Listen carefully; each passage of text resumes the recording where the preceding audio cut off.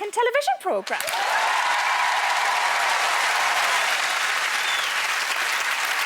We all watch telly in different ways these days. I record everything and watch it much later. Hello, viewers, how was your Easter? I sometimes actually record the news. Don't tell us I'm only up to last Thursday. And people hop around on the channels, don't they? A friend of mine channel hops during the ad break, and one time she totally forgot what she'd originally been watching. Wandered around the channels for a bit and eventually stumbled back into what she'd been watching, a documentary about amnesia. When fast-forwarding in the advert breaks, some people should only be allowed to do ×6. Honestly, ×30 is too much for your pet. When you can hit the Doritos logo and not end up at the end credits, I might allow you to try ×12. Unless it's a football match. I'm shit hot. I can do ×30. Sponsored by...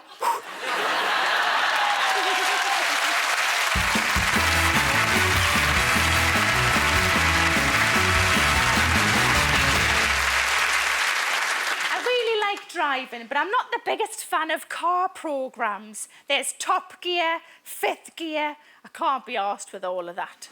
I'm waiting for a show called Automatic. Top Gear is seen in 170 different countries. Although in 169 of those countries, people are just watching to find out what terrible things are being said about them.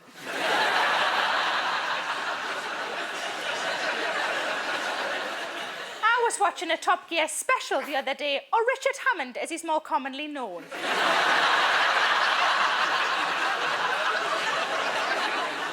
I hope the series goes on forever so we can see what the presenters want from a car when they're 85. There's no leg room, it's too noisy, and there's nowhere to put me cup. They have a feature called Star in a Reasonably Priced Car. The best thing is the leaderboard, where the celebrities' times are ranked with allowance made for road conditions. You get things on the leaderboard like this. Steve Coogan, dry. Carol Vorderman, slightly damp. And Davina McCall, very wet. Why still all the fuss about the Stig being secret? They unveiled them twice and they were just normal blokes. You might as well have an anonymous cleaner at the office. Who took the bins out last night? Mystery Jean. There's a Where's Stig annual, and if you want to know where's Wally, he's sitting between James May and Jeremy Clarkson. Not a lot of people know this, but Jeremy Clarkson doesn't have any points on his driving licence. Nice to have it confirmed that Jeremy Clarkson is completely pointless.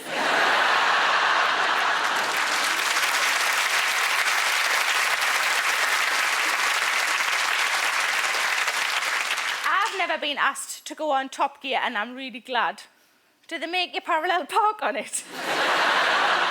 Can you get that car between those two cars? No, I can't. I'll just drive round till one of those cars leaves.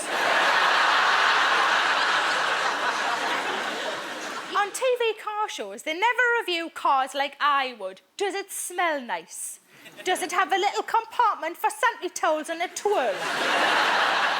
Does it have a nap lever? You know the nap lever? I love a nap lever. That's how I pick a car.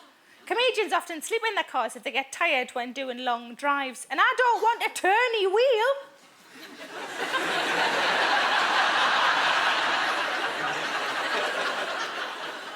I want a nap lever. Boston.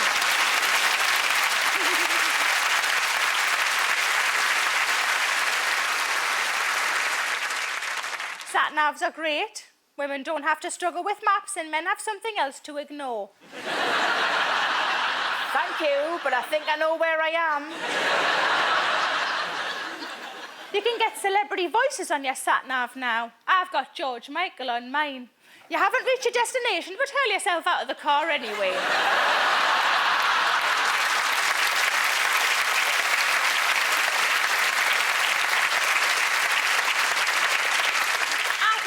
should do one. In 200 yards, you will have reached a Greg's. I know you're going to Aberdeen, but you're bound to get peckish. In America, in the 50s, apparently 70% of girls lost their virginity in a car. Just be more careful of the gear stick when you get in.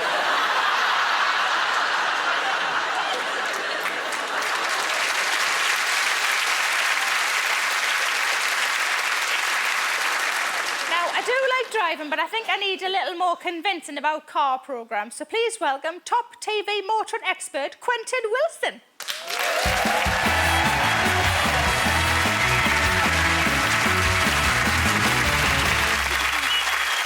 Welcome to the show. Thanks for joining us. Now, I like the colour, but where's the rest of it? I think you should drive. Get yourself in, love. Where are we going? Would you like to know? Okay. Seatbelts. Seatbelt on, safety Always, first, Flower. always. Seatbelt on. Did you mind if I put my boobs on the outside of it, though? I don't like it down the middle, or I can't get it in. Do you want... I'm fine. I'm in. And I've got the boobs. Is that all right? That's better, isn't it? That's boobs lovely. on the outside. Right. Smashing. Now, thanks very much for joining us on the show. Mind the gear stick and none of that. Ooh, No. I'm just reaching for the handbrake. Does it feel like a thigh? I don't think so. You are a motoring aficionado, a journalist and an all-round expert. So they say. So what I'd like to know is, have you ever had sex in a car? Yes.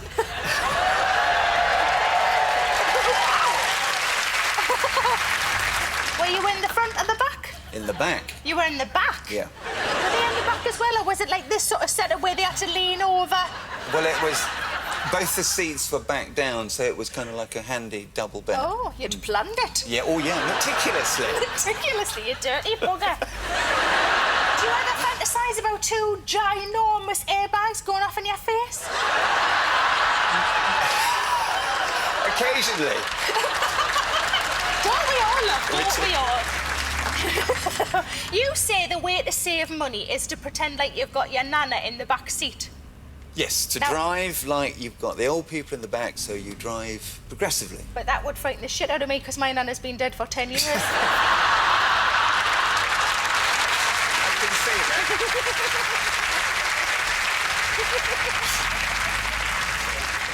Did you decide on your hairstyle after driving an open-top car? Yeah. It's the wind chill effect. Just go with it. Aerodynamics, absolutely. Have you got a personalised number plate, or do you just think they're for dicks? They are a bit dickish, because you can get some really, really bad ones. B16NOB, big knob. Somebody's got that? Oh, yes, somebody's paid hundreds of thousands of pounds for it. Wow. So, yeah, that they tells are a me bit... that they probably haven't. Okay, now I've got a compartment here. This is good. That's good. It's got some of... It's good, they're the nighttime ones. That's good to know. It's good to know, because they're super, so they're not quite the full I am. No. Because the full I am you need ours Yeah. for. So I've got those. The seats will be fine. Yeah, the seats will be fine. And in the same compartment, I've got a multi-pack, so if you get peckish, just give us a shout. But this is what they should have on car programmes, Exactly. isn't it? Thank you. Not Lamborghinis. No, it should have where do I put my sanitary towels? If cars, some people think that a car is sort of a penis extension, don't they, if it's a flashy car. A lot of people think that. Why don't all rabbis drive convertibles? It's a very good question. You have to ask a rabbi. I will, next time I see one. What do you drive? I've got quite a few cars. Some of them are old, but I drive the original penis extension car, the Jaguar E-Type, which has got a very, very, very long bonnet. Oh, promises. Just excuse me, just if you don't mind while you're driving, I'm just going to get me tash. I've got me tweezers. I've got another little compartment just for tweezers. And I'll just have a little go. Oh, fuck are they? Got it. Yay. You can have that back now just in Thank case you it's so much. important. You're welcome. What do you think is the worst car in the world ever? I love that you just straightened your mirror, even though we're technically not going anywhere. That's brilliant, isn't it? Now you've spoilt it for them. Because they really thought that we were driving I know, somewhere. and so did I. Which is your favourite Magic Tree air freshener? Is it like lavender or black ice or...? I've not had the black ice one. Oh, you should. I've always had the lavender ones. Lavender? Your cars must all smell like old ladies. It's because your nana's in the back, isn't it? Yes, That's she is. why. Put the lavender in for her. Now, whose voice do you have on your sat-nav? Do you have a voice on your sat-nav? No, I just have a normal disembodied female voice. Is that how you like your women?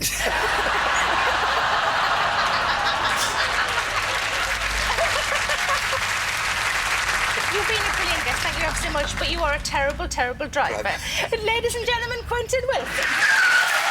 Thanks very much, love.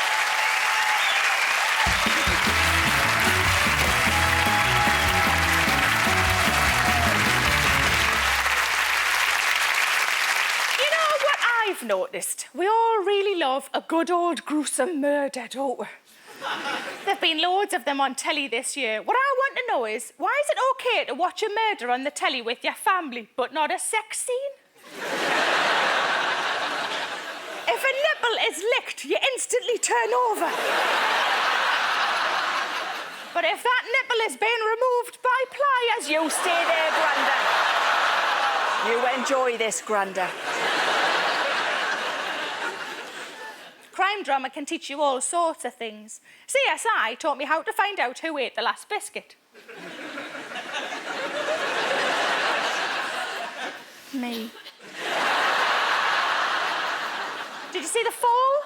Yes. It was a crime drama where we saw a serial killer at work and watched senior police officer Gillian Anderson follow his trail. It's quite nice knowing who did it. Oh, it's good to feel a little bit smarter than Gillian Anderson. Not so clever now, are you, Scully? If she'd stayed in and watched telly on Monday night, she'd have known straight away. In one episode, the killer strangled a woman, then spent time preparing her body afterwards. It was horrific. I was watching it with my friend. The killer bathed her, painted her nails, posed her on the bed and covered her bits. We were just watching silently. Then he cut some of her hair off and sniffed it. At that point, my friend said, "Now that's creepy."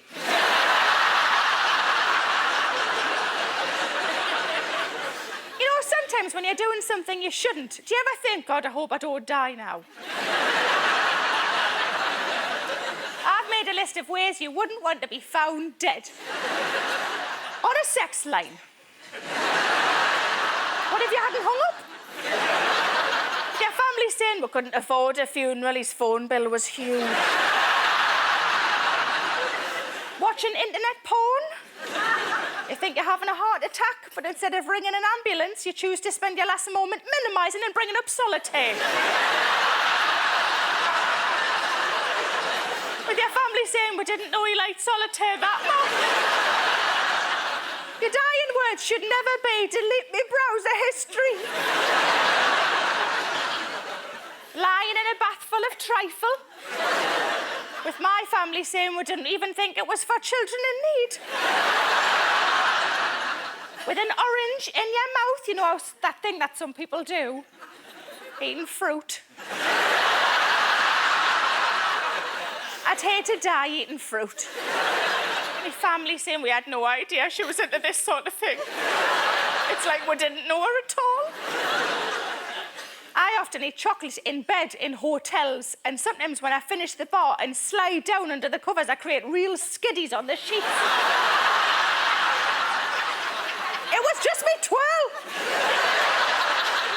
So I leave the twirl wrapper out so the cleaner can make the connection. She goes, "Oh, ah." And if I actually shit myself, I leave 5 twirl packets out.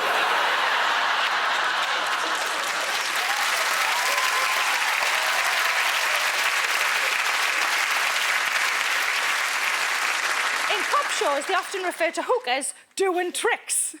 Well, like what? Making balloon animals? Just pulling rabbits out.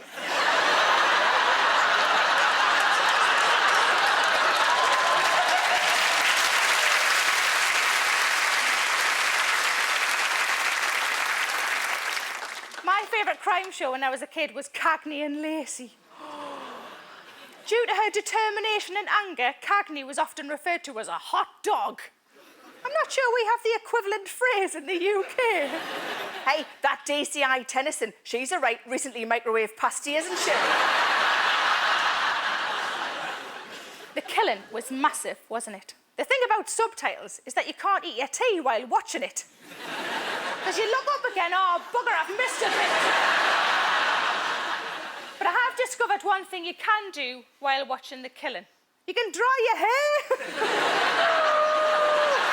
Still following everything. I like when they start the cassette player to record the interviews. I'd give too many details. It's the 10th of December, 1430. The accused is sitting opposite me now.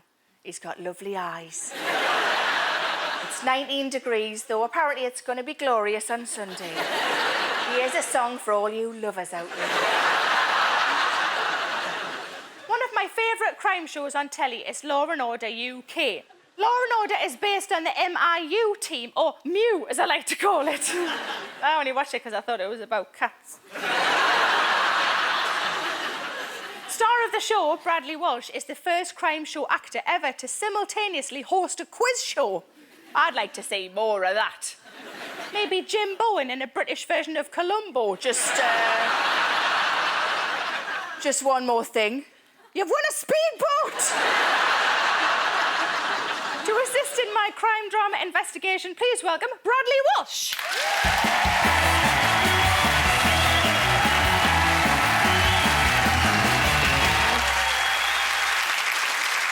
Hello, lovely Bradley. Welcome to the show. How are you, Flower?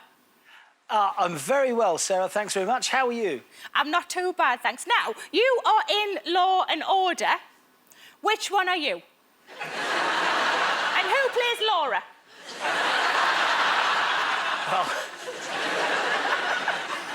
Now, Law & Order is an American show starring Ice-T, and they also have NCIS Los Angeles starring LL Cool J. So, Bradley, do you think when it came to making the UK version that you were the first choice?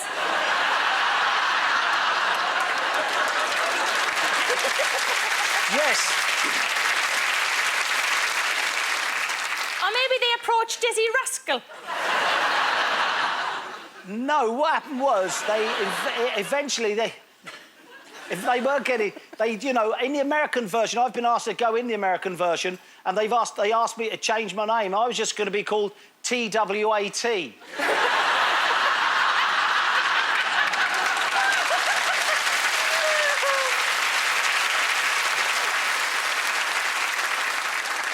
Now, Law & Order, should there be a cheaper spin-off called Blame and Claim? Yeah, probably. I'd like to be part of that. That'd be great. Now, Law & Order is half legal investigation, half courtroom drama. So is the second bit basically form filling? Because that's what a lot of courtroom stuff is, isn't it? You see, they get to sit in a studio all day in the warm in court, and normally we film it across the winter. So Muggins here has to start filming at 5 o'clock in the morning in the snow and the rain and the sleet. Yeah, it's just like a Friday night out for you in Newcastle, you guys. Shut up. I don't go home.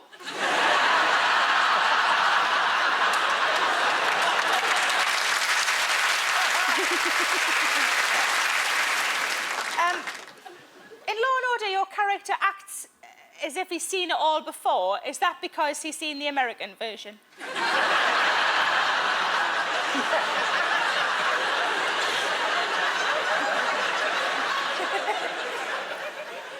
do I have to have a UK version of Law & Order? Is it because the American high-speed chases don't work on our narrow roads?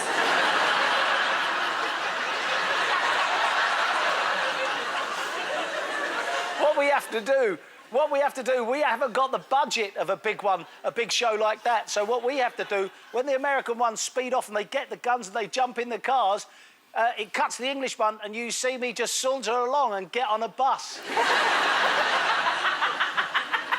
You've starred in a few British versions of American shows. Wheel of Fortune, Law and Order. What's next? Like Baywatch set in Morecambe? With people just eating chips on a bus? Or in slow motion? You in an orange swimsuit, I can picture it now. Shouting, out of the water, the sewage outlet's backing up.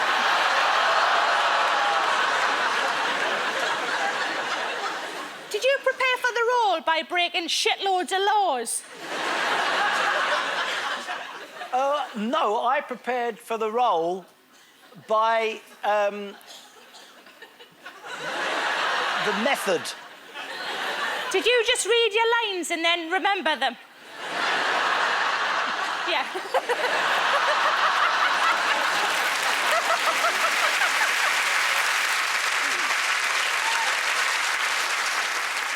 Who is your favourite screen cop?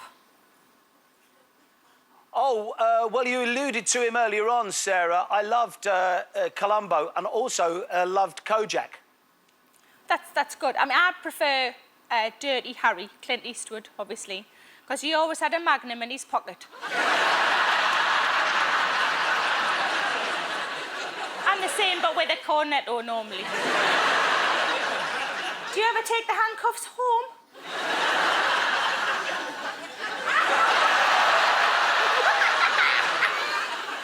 That's a yes, isn't it? Yes, it is. No, it's not. No, it's not. It's not. It's not. You've never taken them home? No. No.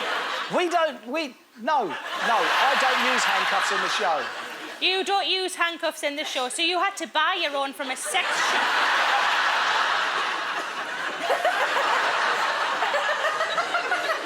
That's totally a yes.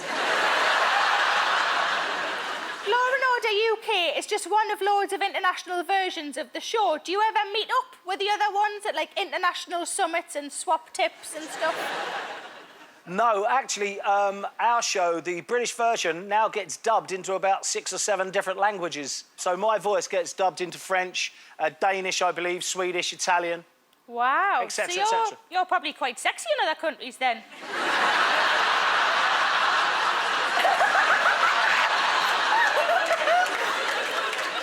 Do you ever get confused for an actual policeman?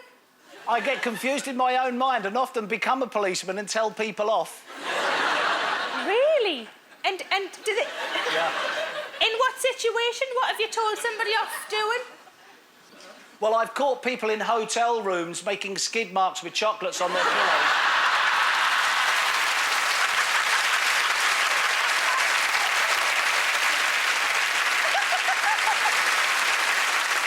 You've been such a brilliant guest. Thank you very much for joining us. Ladies and gentlemen, Bradley Walsh. Thanks, Sarah. Now, I tell you what I like on telly, and maybe it's because I'm around a lot during the day, but I love quiz shows, although I'm not very good at them. I used to hate Countdown because it made me feel thick. I like it now. I'm much better at it now. Ever since you can pause the telly.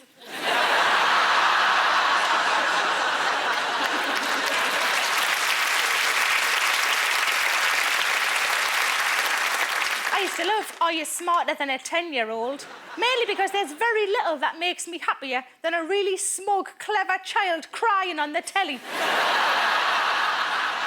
Just because they don't know the difference between equilateral and isosceles triangles. The only reason they get things right is because they learnt them last week. I think there should be a version of the show where they have to do the things we have to do.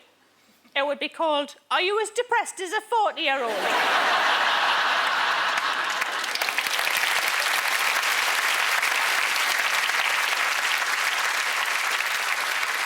And the things they'd have to do would be change broadband providers,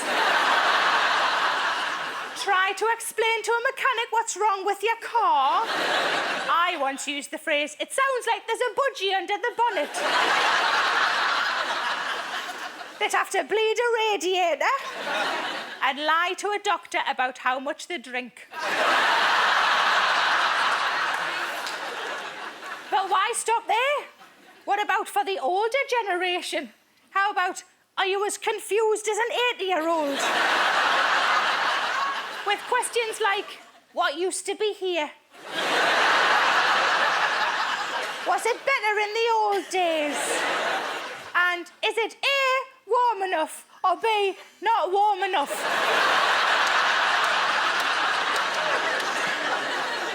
I tried Nick Grimshaw's panel show, Sweat the Small Stuff, and I liked it. But if young people get their own panel show, then older folk should too.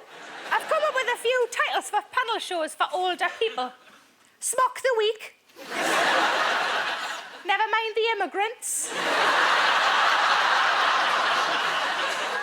8 out of your 10 cats. Instead of would I lie to you, it would be can I lie down for a bit? QI would become Q here. And my favourite, who do you think I am?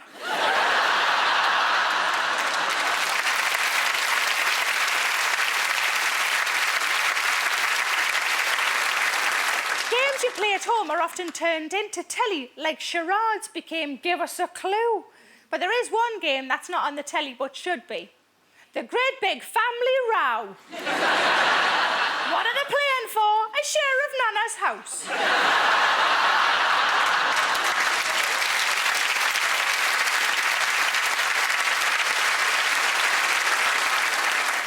I love Deal or No Deal. It's the only programme on TV with more red boxes than embarrassing bodies.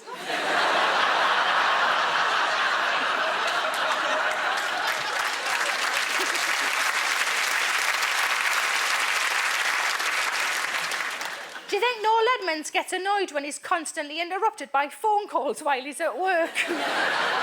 I've arranged with my bank to do everything by email rather than on the phone, as then I can reply to them when I get in from a gig at 3 in the morning. They rang me recently and said, it says on your file that you don't want to be contacted by phone. Is that still correct? So I hung up and emailed, yes!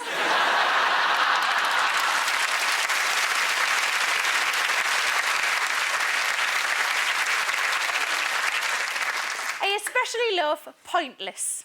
Alexander Armstrong always asks the contestants where they met. I'd love it if one of them said, he's a dick, but he knows about classical music and geography.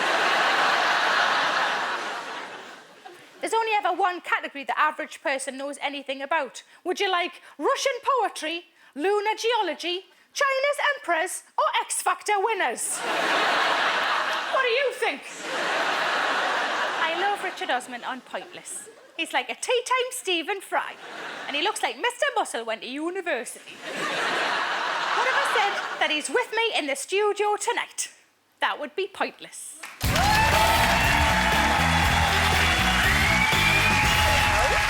Hello, I'm good, how are you? Very well. Thank you so much for coming on the show. It's lovely to have It's you a here. pleasure. So, Richard, I read somewhere that you'd filled Anne Robinson's old slot.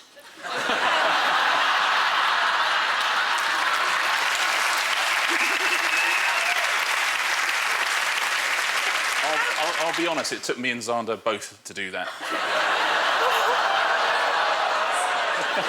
I love the undeniable sexual tension between you and Alexander Armstrong. Would you describe it as a bromance? Like, would you be the big spoon? People do say I like the unrequited sexual tension between you, to which I always say it's not unrequited.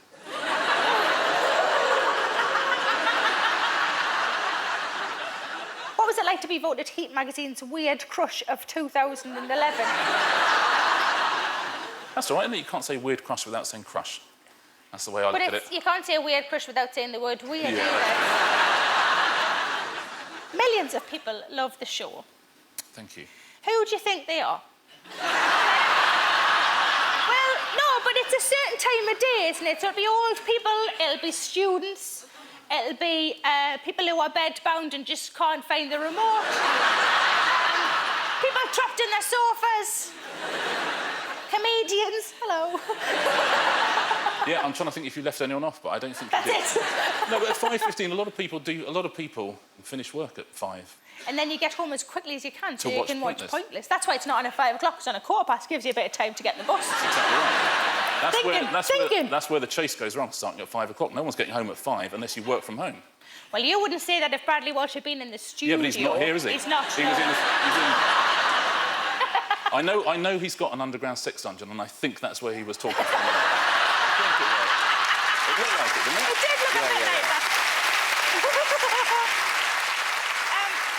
Did it take you as long to make up the concept of Pointless as it did for all of us to understand it? Well, honestly, people seem to be able to work it out. So maybe it's you? What is the stupidest answer anyone's ever given? We had one the other day. Well, it's not the other day. We had words ending ZZ, and on the first podium, the contestant was a student, and he just immediately went, jizz.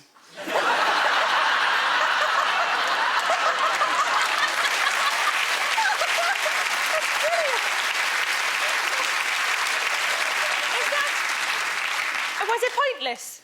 It was pointless. It doesn't. In the dictionary, it doesn't mean what you might imagine it means. It means what an animal sort of looks like when you catch it out of the corner of your eye. The jizz of an animal. The jizz of the animal in my head is something quite different. Yeah. And all of theirs. But no. But you understand. A rabbit's jizz is very different to. Come on. A rabbit's jizz is very different to a cat's jizz, for example. This is the longest conversation I've had about jizz ever, and I'm loving it. Sarah, everybody here knows that's not true.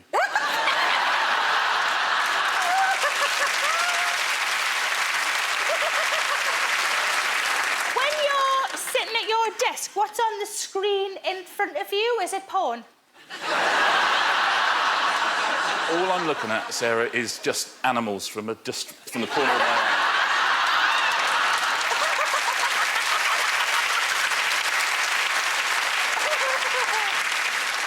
Do you think you would do well if you played Pointless?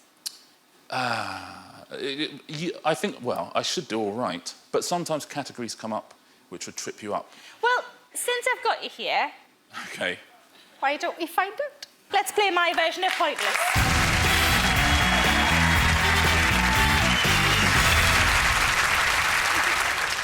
Here we go. Right. Our first category is biscuits. Good. We asked 100 people. We didn't, it was just me. To name a biscuit beginning with B. So, Richard, what are you thinking? This is my dream category. Oh, really? This is a good category for you? Yeah, of course it is. Bourbons is a more traditional biscuit. A Boaster is a traditional biscuit. What are you going to go for, Richard? So this is you. I'm going to go for a breakaway. Ooh. You're going with breakaway. Yeah. Let's see if that's right. That's incorrect. I just don't like them. I think if you check Wikipedia, breakaway is there. Wikipedia doesn't say if I like it or not, though, Richard, and it's my show and my rules. Low scorers were Belvita breakfast biscuit. You can't have a breakfast biscuit. Well, they owe me money anyway, because I've been eating biscuits for breakfast for years. There was only one pointless answer, and that was Bob Knobs. Question 2. We asked 100 people to name things that are better if they're bigger. What do you think? Where do I start? That's quite a cocky answer. Yeah. Literally What do you is. think?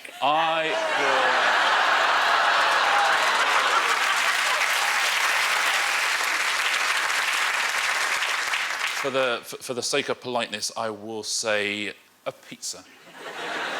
OK, well, let's see if that's a correct answer.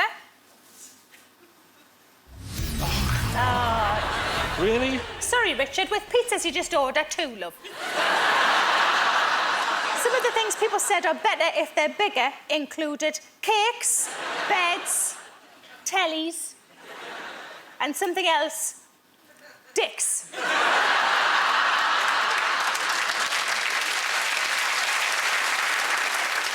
Finally, we asked 100 people to name a good place to touch a lady.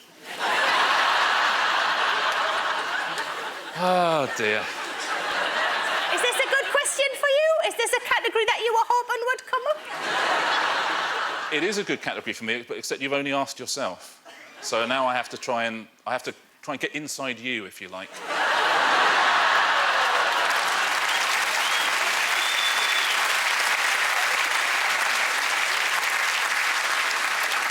Let's say, because I can see it, let's say the nape of your neck. No, Richard, the vagina, because everyone else is pointless. Of course.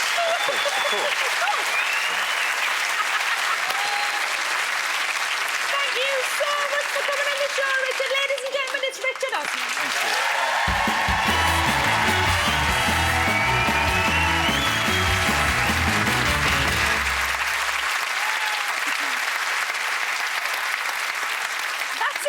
Tonight. Unfortunately, we didn't have time to talk about eggheads, where they successfully reclaimed a playground insult. Other shows in the pipeline include Four Eyes and Shit Trainers. We haven't had time to talk about Murder, She Wrote. Who came up with that title? Yoda?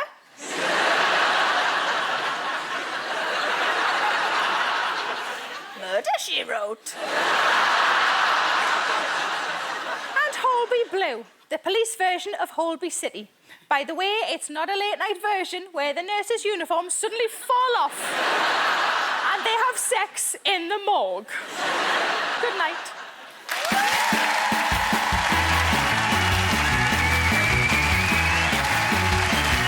In a return to stand-up, Dara O'Brien wows the crowd at the Edinburgh Playhouse in Crack Dealer next here on BBC Two. And then at 11:10, Michael Douglas stars as a troubled professor in the comedy drama The Wonder Boys.